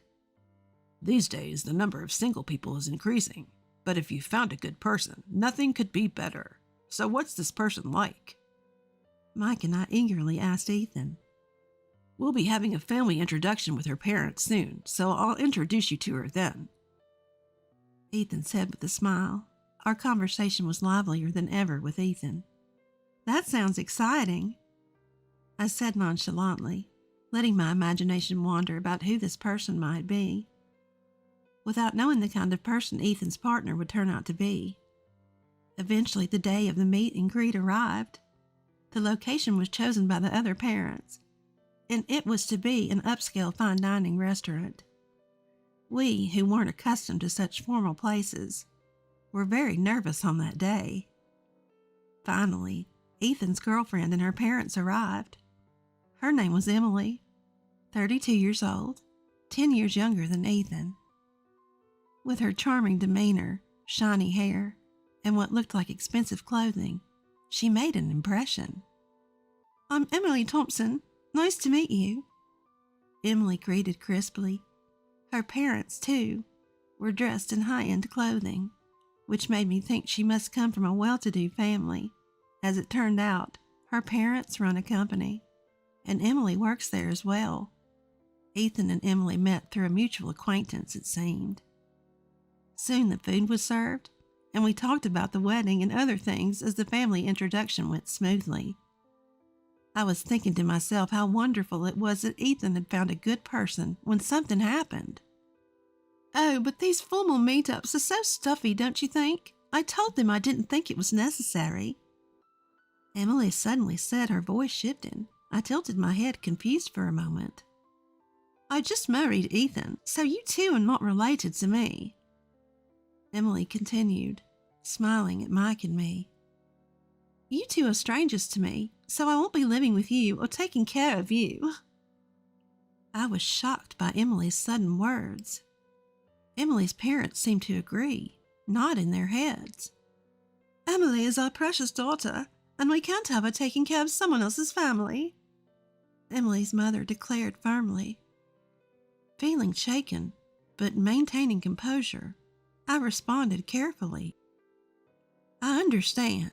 Just to be clear, we haven't discussed living together or anything like that. We don't plan on it, and we have savings for our care, so we're considering using a facility in the future. I don't think Ethan or Emily will be burdened with anything." "Oh, that's good to hear. I could never change someone else's diapers or anything like that," Emily said, her face beaming. Mike and I were at a loss for words, exchanging glances. Certainly the issue of living together and caregiving can be burdensome for young people. We had already discussed that we didn't intend to rely on Ethan in the future and planned to enter a caregiving facility. Even though Emily and her parents didn't know this, I was internally frustrated by her intentionally tactless way of speaking. And after the family introduction was over on our way home, Ethan came running up to us panicked. "Mom, Dad, I'm sorry about what Emily said earlier. I think she was just nervous. Maybe she said too much because of that." Ethan tried to cover for her, but all I could say was, "Well, it's fine. But she's a very frank child, isn't she?" We had our thoughts, but Mike and I understood that people nowadays are more likely to express their opinions clearly. However, Emily's words and actions seemed to escalate from there. It appears that Ethan and Emily decided to move forward with the preparations for the wedding. I talked to Ethan on the phone briefly, and he told me that the venue was in Emily's hometown, and the dates were all set according to Emily's convenience. None of Ethan's wishes seemed to have been fulfilled. Mike, having a bit of trouble with his legs, had suggested, "Wouldn't it be better to have an accessible venue?" But it seems he was overridden by the desire for a venue with beautiful decor. "Are you okay with that?" I couldn't help but ask, concerned. "It can't be helped. The wedding is mainly about the woman. Sorry to Daddy, though. While that was indeed true, I became a little worried as Ethan's wishes were being entirely ignored. I need to prepare for the ceremony now. I'm busy, so I'm going to hang up. As Ethan was about to end the call, I asked hurriedly, "You're busy, but Emily is helping, right?" Emily is busy attending bridal beauty treatments, so I'm in charge of the details. I see. I had thought not to interfere in their affairs, but something seemed off. Since they said they'd come to our house on their next day off to discuss the wedding, I thought about taking the opportunity to talk to Emily a little. I don't intend to be nagging or intrusive, but since Emily is marrying my son, I thought that if I could get to know her better, I might see her good side. And so the weekend arrived. As planned, the two of them came over to our house. After chatting for a while, Ethan and Mike went out to the porch to smoke, leaving the room. Only Emily and I were left in the living room. I thought this was a good opportunity, so I spoke to Emily with a smile. "Emily, Ethan really loves hamburgers. I think he'd be delighted if you made them for him once in a while, or maybe you've already done that." When I said that, Emily opened her mouth seemingly uninterested. Is that so? I hate cooking, so I won't make it, you know. It's messy, and my parents told me I don't have to do such a thing. I prefer to eat at nice restaurants, and I don't like hamburgers, so I'd rather have pasta every day. I was stunned by her response for a moment. What was this woman talking about? Well, Emily, you're working too, so cooking every day must be hard, so it's good to eat out once in a while. I finally managed to say that, but Emily continued. That's what I'm saying. I'm not going to cook at all. I don't want to do anything so bothersome. Haha. And don't worry. I plan to hire a housekeeper for all the other chores. I mean, I'm going to quit my job once we're married. What? I was starting to lose comprehension. I felt a headache coming on. If you're quitting your job and not doing household chores, how will you pay that housekeeper? Emily said smugly. Of course, Ethan will be paying for that. Haha. I'll be busy hanging out with the friends. But taking piano lessons is part of my hobbies. I don't have time for work or housework. That's why Ethan needs to earn more. To be honest, his salary is a little less than I thought. I feel like he's not trying hard enough. I want to tell him to work harder. I was at a loss for words and looked down silent. As I was doing so, Ethan and Mike returned, and the conversation was interrupted. After seeing Ethan and Emily off at the front door, I stood there filled with frustration and confusion. I knew Emily was an honest person, but would she really say all that? Or was Emily just using Ethan? Doubts rapidly spread in my mind. Mike, noticing my expression, asked me what had happened. I told him everything. Mike seemed to have the same thoughts. I thought it was odd when we met at that upscale fine dining restaurant, but saying all that, is Ethan okay? I talked to Ethan, but it seems like Emily has managed to convince him. I don't think anything we say will help. Yeah, I guess so. So we have to have Emily tell us the truth herself. What?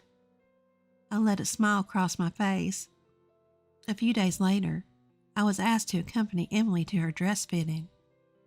Ethan had said that he couldn't go because of work, so I was called at the last minute. When I appeared, Emily predictably looked displeased. Ugh, why are you coming? Where's Ethan? Ethan got called into work. I answered, and Emily turned away, saying, That's so boring. I was already dumbfounded by Emily's childish attitude. Regaining my composure, I calmly watched Emily as she changed into various dresses. Emily was with Emily's mother, and they were exchanging opinions back and forth. Mom, what do you think of this dress design? I think the previous one was better. You're right. The shoulder line isn't quite right. They seem to have no regard for me, continuing their conversation just between the two of them. Even when I tried to engage them in conversation, they answered curtly. Emily's attitude was getting worse and worse, I thought to myself. Moreover, it seemed that Emily had been raised incredibly overprotected. Listening to their conversation, Emily was constantly asking her mother, "Mom, I can't do that. Can you do it for me?" Each time, Emily's mother would simply comply, saying, "Sure, sure." Considering this behavior, it made sense why she didn't cook. "I can't quite let go of the previous dress. Take a picture, will you?" Emily spoke to her mother, but I held up my mobile phone with a smile. "I'll take the picture for you." "Really, Auntie? Do you even know how to use a mobile phone? Make sure to send it to my mobile phone once you're done." Emily was consistently sharp-tongued. I took a few pictures and then sent them to Emily. At that moment, a staff member in charge of the dresses approached me, so I set my mobile phone on the table. "Are you the mother-in-law? This dress is now available at a more affordable price." The staff member quickly started pitching to me. I responded vaguely and brushed it off, but Emily and Emily's mother, thinking I was focused on the conversation with the staff, started talking freely. What they were saying was astonishing. "Thank goodness we found a good cash cow, huh? Really, I'm glad he seems like a nice person. Yeah, he's a plain and unimpressive guy, but he has a decent income. His income and education are his only redeeming qualities. With that unfashionable appearance, if he couldn't marry me, he'd be single for life. His only worth is to spoil me after all. Emily, you shouldn't speak so bluntly, even if he's a stranger." "I say it because he is a stranger. That old lady was showing off too, saying she doesn't need care because she has money. She must be hoarding quite a bit. Anyway, whether there's money or not, I would never do something like caregiving. Changing a stranger's diapers? Absolutely impossible."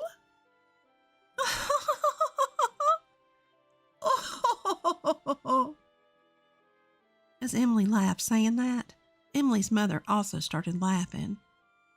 Being spoken about so openly, I felt more astonished than angry. Emily indeed showed her terrible true nature. I ended the conversation with the staff and turned back to Emily and her mother. "I have plans for today, so I'll be heading home." "Is that so? Thanks anyway." Emily responded indifferently, not even looking at me. Leaving the chattering duo behind, I walked out of the dress shop. If they consider me a stranger, I won't hold back either. My plan was already in motion. That night, Ethan and I were visiting Emily's house. It was my first time at Emily's house, and I was surprised. I had heard that Emily's house was a fairly large single-family home, and indeed it was spacious, but it was completely neglected. Weeds were growing wild, and the window glass was cracked. "What's going on, Ethan? You said you wanted to see me all of a sudden." Emily, coming out of the house, answered nonchalantly. "I need to talk to you." Ethan spoke quietly. "Ugh, it's late, and this is a hassle. Let's do it tomorrow." "I really need to talk to you. It's important." Ethan, who's usually gentle, was persistent and spoke in a strong tone this time. "Were you after my money?" "What? What are you talking about? Suddenly? There's no way that's true. What's happened, Ethan?"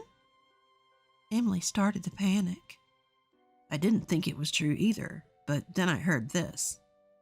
Ethan said that and took out my mobile phone. He pressed the play button on the recording app. Then Emily and Emily's mother's voices were heard. As Emily listened, her face turned pale. Yes, I had recorded their conversation while matching today's outfits. I played it for Ethan after we got back home. I explained it to Ethan myself at first, but he didn't believe me. However, when he heard the certain proof of their conversation, he seemed shocked. I felt sorry for him, but I thought this was the only way to wake him up. The conversation played.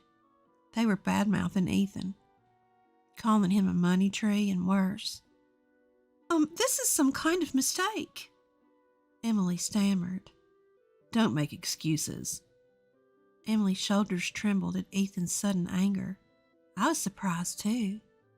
I had never seen the unusually mild-mannered Ethan so angry. I'm shocked that you thought of me that way.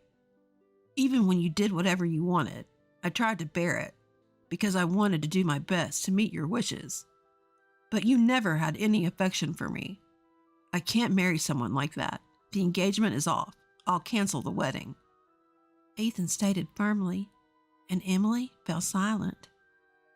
Then, just when I thought she had been quieted, she turned on us, glaring. "If you found out, it can't be helped. But since you're the one calling off the wedding, you'll pay the cancellation fee and the compensation for breaking the engagement too." Ethan exclaimed. What? She was a greedy, outrageous woman. However, I calmly told her, "Do you think you're in a position to say something like that? Aren't you the one at a disadvantage?" I challenged, holding my mobile phone up to Emily. "This audio recording is evidence. You clearly stated that you're after my son for his money. You know what will happen if this gets out, right?" My words sent Emily into a panic. Wait a minute. Mother-in-law." "Mother-in-law? There's no reason for you to call me that. You're just a stranger in the end, aren't you?" I laughed at Emily, who was at a loss for words. "As you wish. I'll treat you as a stranger forever." I held back on speaking my mind because I thought you would become Ethan's wife. But if you're a stranger, I can say whatever I want. You're a money-hungry, useless woman. Ethan deserves better than someone like you." Emily's face turned bright red, whether from anger or embarrassment, and she trembled violently. Eventually, sensing something was amiss from our exchange, Emily's parents hurried over to us. "What's going on here?" I responded with a smile to Emily's mother, who asked with a composed face, "This marriage is off. It seems your daughter was referring to my son as a cash cow. We'll be billing you for the compensation for the broken engagement and the cancellation fee for the venue." Emily's parents turned pale at my words and began to stammer excuses. But I had said all I needed to say, and we had no more business in this house. "Let's go," I urged Ethan, preparing to leave Emily's house. But before we left, I turned back to her parents and added one more thing. "Oh, by the way, it seems you've been neglecting the care of your home. It's unbearable to look at. Perhaps you should focus on that instead of expensive clothing." With those final words, Emily and her parents were left speechless. Without looking back, we briskly left Emily's house behind. After that, Ethan and I quickly sought legal representation and demanded compensation from Emily's family. It was for the compensation of the broken engagement and the cancellation fee for the wedding venue. In such cases, disputes often arise, hinging on he said, she said, but thanks to the recorded evidence, the process went smoothly. We won the case, and Emily's family was burdened with debt. Later on, we heard that Emily's parents' company had already gone bankrupt. They used to be wealthy, living in a large house with a housekeeper and enjoying a carefree lifestyle. But a few years ago, with the economy taking a downturn, her father's company went under. They had been struggling financially, as could be seen from the condition of their dilapidated house. Yet Emily's family couldn't give up their flashy lifestyle. Even after going bankrupt, they kept up appearances, pretending to run a business, and never stopped wearing expensive items. Emily seemed to have hardly worked at all. After her parents' company went under, working outside the home was never an option for her. She tirelessly sought someone who could lavish her with luxuries on her parents' behalf, running around introducing herself to various people in search of a partner. She claimed to be a company president and played the part of a refined lady with her whole family. But her true nature was seen through by Ethan, her finally found partner, and the engagement was called off. After that, she approached various men, but her true identity was always discovered, and now it seems no one wants to associate with her. Ethan heard rumors from acquaintances about how the whole family was in dire straits. As for Ethan's life afterwards, after a few years, he met a wonderful person, and they married right away. She's an honest, kind, and loving woman. With her, there's nothing to worry about, he thinks. Even though a lot has happened, I'm truly glad that Ethan has found happiness. Every time I see Ethan's calm smile, both Mike and I feel a sense of joy. Ma'am, we found your soaked child in the park. It was 1 a.m. on a stormy night when a police officer suddenly showed up at my door. I was totally confused. After all, my 2-year-old daughter was peacefully sleeping in her bed. The officer had with him a little girl, around 4 years old, wearing tattered clothes and looking frail. She stared at me trembling with tears in her eyes. The officer showed me a note the girl was clutching and had my name and address written on it. Could it be? I suddenly hugged the little girl, and a flood of memories rushed back into my mind. I am Susan, a 33-year-old housewife. I live with my husband Michael, who is the same age, and our 2-year-old daughter Sarah. We have a happy life together, but I have a past I'd rather not remember. It was 5 years ago. I got married for the first time when I was 28. My husband was Joseph, my boss at the company where I worked. Joseph was a generous mentor, and I admired his confidence and his ability to put people at ease. When he asked me out, I dated him for about 6 months and happily accepted his marriage proposal. My family also seemed to have a good impression of him. In particular, my sister Lisa, who is 5 years younger than me, was thrilled to have a great brother-in-law. Joseph even told me, I was surprised he had such a beautiful and cute sister. Lisa was indeed adorable, both in looks and personality. When we were little, she would always follow me around saying, Susan, I love you. We were really close sisters. After getting married to Joseph, Lisa started coming over to our new home more frequently. Joseph is so mature. I really look up to him. The guys around me are just kids in comparison. I'm flattered that a cute girl like you, Lisa, would compliment me. I felt uneasy watching Lisa grow fond of Joseph and my husband seeming to enjoy the attention, but my intuition eventually proved correct. One day, they both vanished, hand in hand. They left behind a note saying, Susan, I'm sorry, along with filled-out divorce papers. Life can be dramatic, but who really goes through something like having their husband and sister fall in love? Why couldn't they have just been honest with me? I would have been willing to let Lisa have Joseph. If I could utterly despise them, maybe it would be easier. But in my case, that wasn't how I felt. I filed for divorce immediately, ending my brief marriage within a year. The one who saved me from the depths of despair after being betrayed by my loving husband and sister was my current husband, Michael. We had originally met in a college club. Michael proposed to me 3 years ago after supporting me through my recovery, and we remarried. Our daughter Sarah was born, and life had been peaceful. Then, it happened. Suddenly, at 1 a.m., our doorbell rang incessantly. Despite a raging hurricane outside, I got out of bed after patting my sleeping daughter's head, wondering what on earth was going on. With my husband away on business, I peeked outside cautiously and found a police officer standing there. We found your soaking wet child in a nearby park. What? My daughter is sleeping in her bed right now. That's strange. The child has a note with your name and this address. Could you please open the door to confirm? When I opened the door, standing there were the police officer and a skinny, drenched little girl about 4 years old. She was dressed in tattered clothes. The note she clutched read, Please take care of this child. And the handwriting looked familiar. I couldn't help but kneel down and take her icy cold hand. Tears filled her eyes as she stared at me and shivered. This girl is... Suddenly, I hugged her tightly. Memories flooded back to me. I used to hug my younger sister Lisa, who was 5 years my junior, just like this. The child was the spitting image of Lisa, and there was no mistaking that the handwriting on the note was hers. I told the police, "This child is likely my sister's." But what was such a small child doing alone in the park in the middle of the night? "What's your name?" "Jennifer." "Jennifer? Why were you in the park?" "I came to this house with Mom, then Mom disappeared, so I was looking for her." Young Jennifer couldn't explain any further.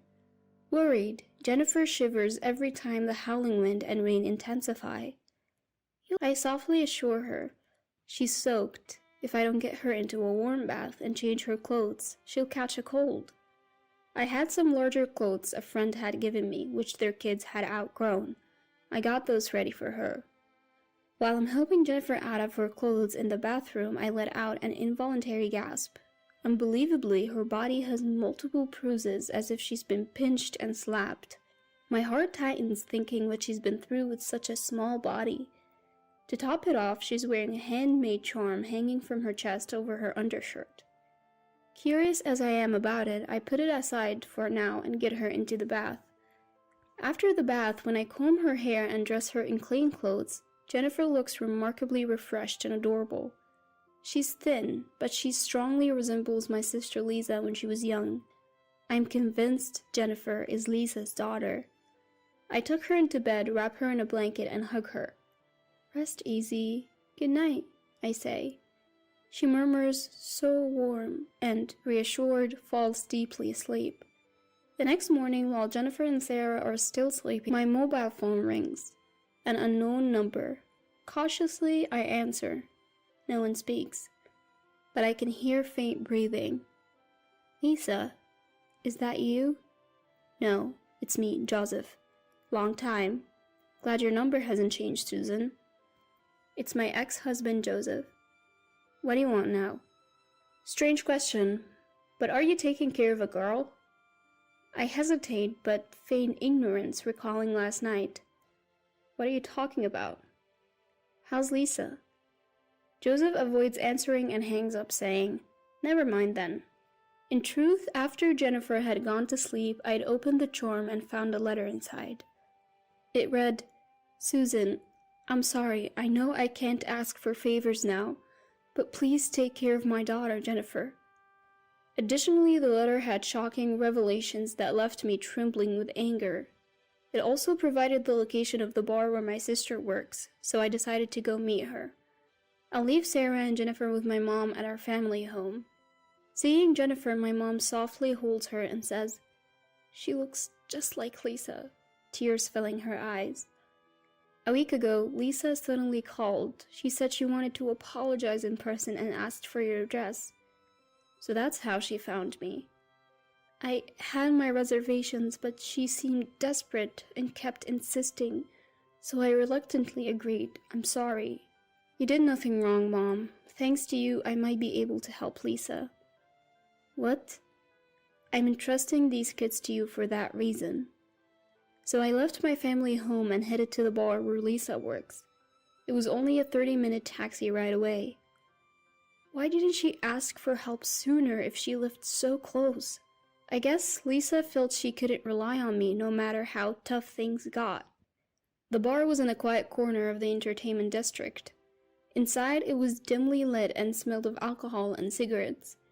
When I asked someone who looked like the owner about Lisa, he called for her right away. Stumbling from the back of the bar, Lisa appeared.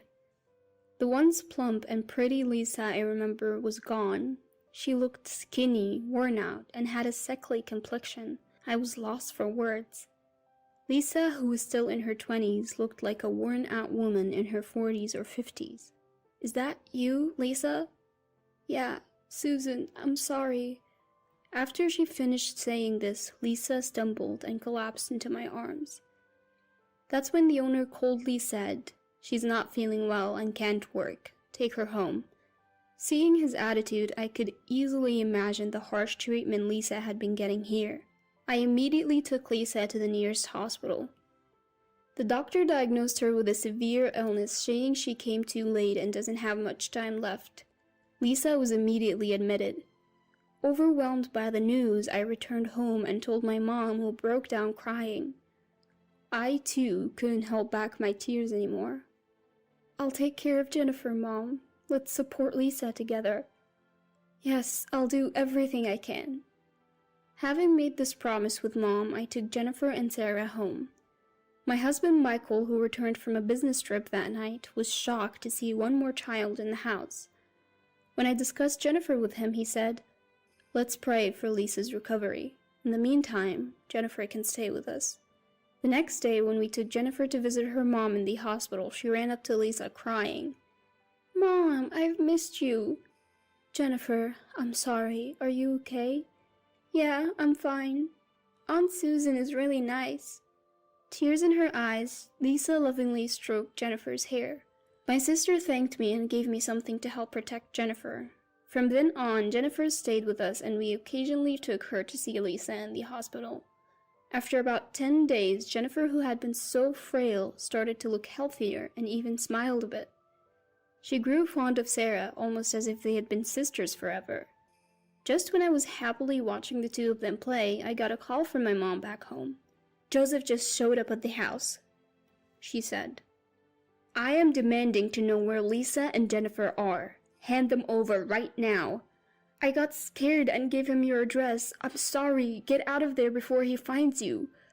I was hurriedly getting the kids ready to leave when the doorbell rang multiple times. Could it be Joseph already? I peered outside, and sure enough, there he was, face red with anger. Seeing him like this, something in me snapped. Despite Lisa withering away, Joseph looked like he'd put in weight, even getting chubby. I opened the door and Joseph immediately started accusing me. "Heard you got remarried and live in a nice house, enjoying the high life, huh?" "That's none of your business," I retorted. "I know Lisa and Jennifer are here. Bring them out now." "Even if they are, I can't hand them over to you." "I need Lisa to work or we don't have money. Bring her out." At that moment, Jennifer burst out and screamed, "I hate you, Dad. You always bullied Mom." "What did you say, you little brat?" Joseph tried to slap Jennifer, but I immediately stepped in between. "Lisa is in the hospital because of you. She's sick because you forced her to work and didn't allow her to get medical treatment." I had read about Joseph's recent behavior in a letter from Lisa that was inside the charm Jennifer was wearing. When Lisa got pregnant, she and Joseph left home together. Soon after Jennifer was born, they were broke and struggling. Joseph then began verbally abusing Lisa and Jennifer, saying, "This is all your fault." He took all the money Lisa earned from her job at a bar and squandered it on gambling and fun. They were left without even food. Eventually, the stress piled up and Lisa fell ill, but they had no money for medical care. My sister had written, "I won't be able to raise Jennifer if things keep going like this. At least I want to save our child." So she thought it would be best to entrust this matter to me. However, when Joseph heard it, far from showing remorse, he spat out foul words. "Lisa and Jennifer are to blame for everything. They ruined my life. It's only right that they make amends. I don't know what sort of life you've been leading, but you've brought all this upon yourself. It's all your own doing." "No, Lisa came on to me. I had no choice but to get involved. It's all her fault." "You got to be kidding me. You're the adult here, and you took advantage of a young girl like Lisa. You've done terrible things to my sister and Jennifer. I'll have you prosecuted." "You have no proof. Still think so after seeing this?" I showed Joseph pictures of Jennifer covered in bruises as well as medical reports saying Lisa also had bruises all over her body. Joseph's face changed for a moment, but he soon began to taunt me again. "See? Women are so foolish. Who's to say who caused those bruises? Especially with Jennifer. It could have been her mother." "You're a despicable man. I have more evidence. Take a look at this." I showed him a mobile phone entrusted to me by Lisa. The phone contained audio clips of Joseph spewing abuse and committing acts of violence, providing ample evidence. Suddenly, Joseph lunged at me, trying to snatch the phone away. "Stop it! What are you doing?" At that moment, Michael and the police arrived, raising their voices and pulling Joseph's grabbing hand away from me. Actually, right after receiving a call from my mother, I had contacted my husband and the police. "Joseph, what you've done to my sister and Jennifer is unforgivable. I'll be handing all the evidence over to the police. You better reflect on your actions." Joseph was immediately taken away in a police car. Michael looked at me with a mix of disbelief and concern, letting out a sigh. "You should have waited for me. What you did was reckless. I'm sorry, I just couldn't stand Joseph anymore." "Are you hurt?" As he said this, looking me over for injuries, I felt so grateful that I had married this man. That night, we got a call from the hospital. Lisa's condition had suddenly worsened and she was critical. I rushed there with Jennifer. Lisa was barely breathing, but still conscious. "Hang in there. Joseph is arrested now. You're safe." "Susan, I'm sorry, I messed up." "Don't say that. I'm the one who introduced you to that horrible man. This isn't your fault, Lisa." "Thank you. Please take care of Jennifer." "Don't worry, I'll look after her until you get better. You need to hang on." Jennifer gripped Lisa's hand tightly, tears streaming down her face. "Mom, Jennifer, I'm sorry. I'll be watching over you from the sky. Be a good girl." "Mom, I'll be good. I want to be with you. Mom, Jennifer." And with that, Lisa lost consciousness. My sister passed away quietly the next day. Our prayers went unanswered. If I had stayed with Joseph, my daughter and I might have faced a similar fate. I wonder if Lisa became my stand-in. I can't shake that feeling. After the trial, Joseph was sentenced to prison. My parents filed for compensation and child support from Joseph. His parents apologized for their son's actions and offered to cover the costs. They promised to make him work to pay them back after his release. Jennifer chose to live with us, so we plan to adopt her. The compensation and child support will be saved for her future. Now, Sarah looks up to Jennifer like a real sister. Seeing them together reminds me of my own sister and me when we were young. I'm committed to supporting both of them as they grow up.